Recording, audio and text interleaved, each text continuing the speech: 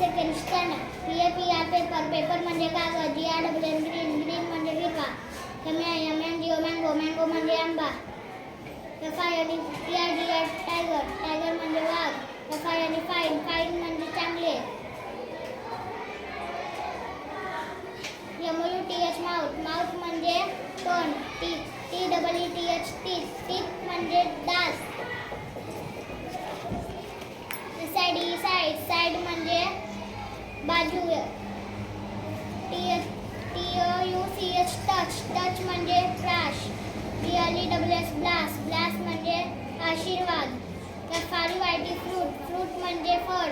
APPLE Apple म्हणजे सफरचंद.